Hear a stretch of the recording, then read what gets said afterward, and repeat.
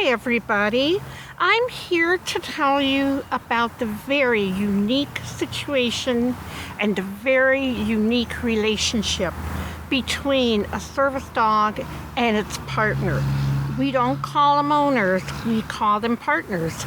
We don't own the dog. Really, the dog owns us, but don't tell anybody that part. But we work together. I received Sita in 2007. I had no idea how much this dog would come to mean to me and to many of my friends and coworkers and people that I interact with. Sita was unfortunately abandoned on the streets of Springfield, Ohio. She was put in a kill shelter. Thank God the woman there called Circle Tail and she was a rescue. She was trained in the prison program for a year before I received her. I was very, very apprehensive because I had never had a dog. The first time I met Sita, I was mesmerized by her gorgeous amber eyes, and our relationship started there. We've had a wonderful journey together. She is now almost 13 or 14, not sure which, because she was a rescue, and there are so many stories to tell. But I am just telling you a few of them so you realize what this relationship has been. I was hard of hearing when I received Sita and then became profoundly deaf. I am not able to hear anything without my hearing aids. Sita alerts me if someone is at the door, if the telephone rings, with sirens, with any unusual noises. When I first received her, I realized how many noises I was missing. For example, remember back in the days when you leave your keys in the car and they will ding? Now, of course, that's all changed. She would let me know. She was in the back seat tapping me. Shortly after I received her, I was parked in a very busy parking lot. I came out with Sita and I gave her the command to get into my car. She did not obey. However, I had been told by Circle Tail, where I received her from, that if these dogs do not obey, don't correct them. They may be trying to tell you something. So the next thing I knew, she went over, sniffed the car next to me, and I thought something is wrong. I grabbed her. We both went behind my car just in time. The car she had been sniffing peeled out of there and would have hit both of us. She heard the motor. I didn't. Sita was trained at a wonderful agency under the guidance of Marlis Staley.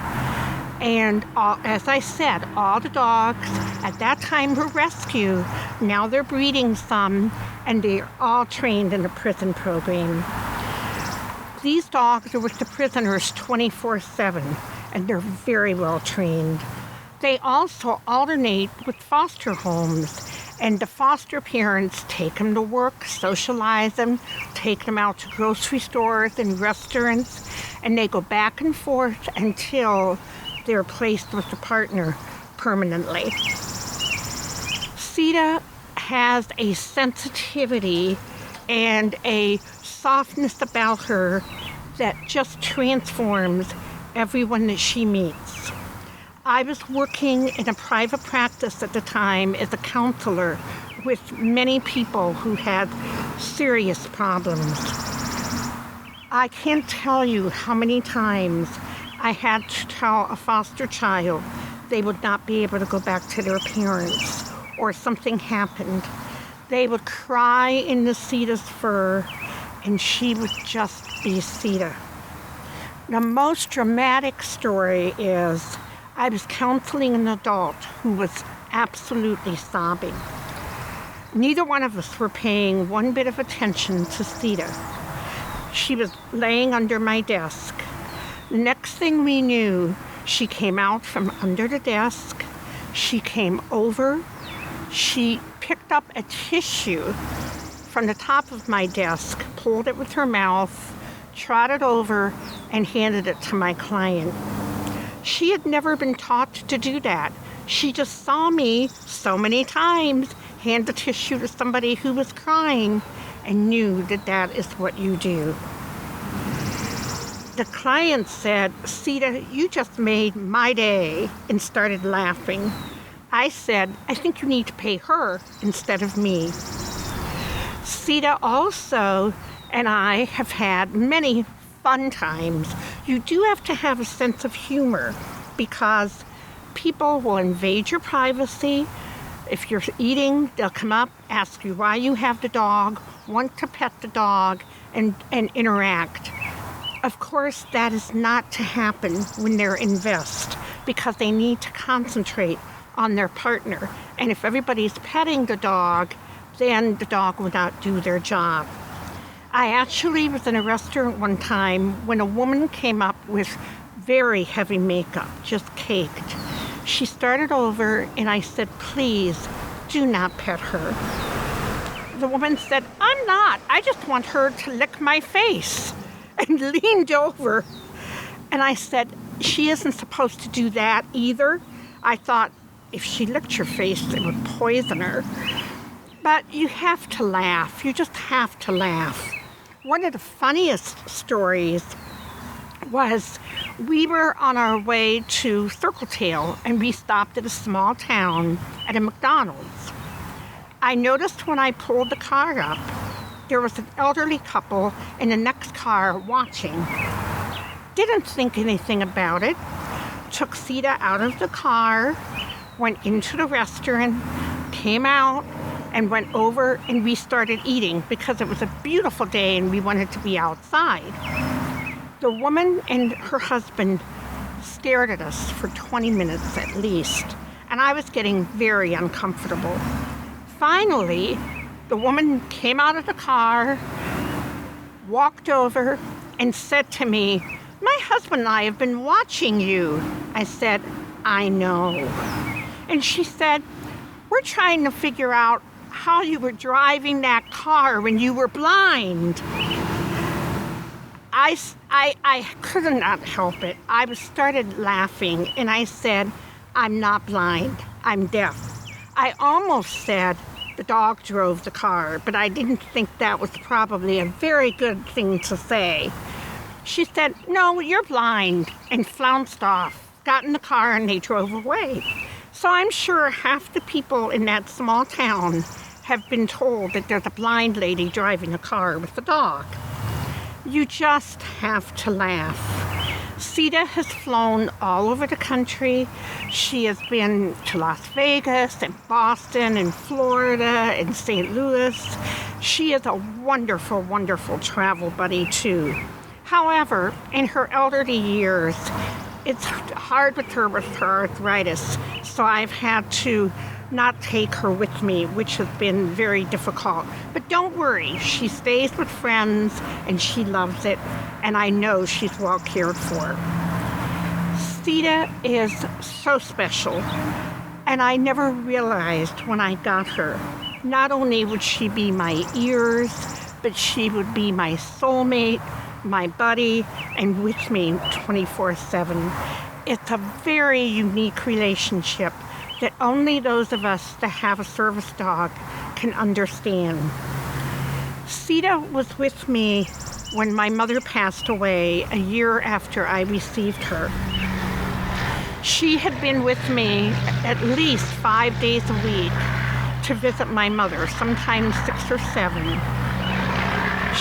She was with me when she passed. She was with me at the memorial service, and she was the one that was still with me after my relatives all flew back to their states. My siblings live out of town. I did not realize how much it had affected her until I went to the apartment that my mother was living in, and I opened the door and told Sita to come in, she would not do it. She knew my mother was not there. She simply stood at the door and watched as I carried my mother's belongings out. A year after that, I was diagnosed with an incurable cancer. Sita was with me when I was diagnosed and for all my chemo treatments. The people at the cancer center absolutely love her. And when I take her, a call goes up and down the hall, Sita's here. I take her out of vest. She goes down to the pharmacy to get her treats, and then she is petted. The last time I took her, my doctor came out of her room. She was seeing a patient, and Sita got on her back, all four paws up, begging for a belly rub. She has been through all my treatments and has helped me immensely. And I'm still facing some more. As I said, it's not a curable cancer, but I've always had her at my side. Sita is, like I said, all the things I've said before. She's my soulmate, my best friend, my ears, my person that's all with me, dog person. And most of all, she's my guardian angel. I hope that you, if you have a disability, will consider having a service dog. Sita was received from Circle Tail, which can be reached at circletail.org for anyone who is in the Cincinnati area. But there are also some other places across the country that train these dogs. I hope that you will someday have the same wonderful relationship as I have. I also want to mention, if you are interested in more stories about Sita, there's 2 books I've written on her. The first one's a picture book called Bump to Here and Here to Bump. And the second one is a devotional with all the stories that Sita and I have shared together. And it's called Paw Prints on My Soul. My third book is on my cancer journey, and the title was decided when my nutritionist told me that donuts were bad for me. I said, but I like them anyway. So the title of the third book is Life is Short, Eat the Donut. You can receive any of these books through my website or on Amazon. Thank you for listening, and don't forget to check out our website, janeandsita.com. Thank you.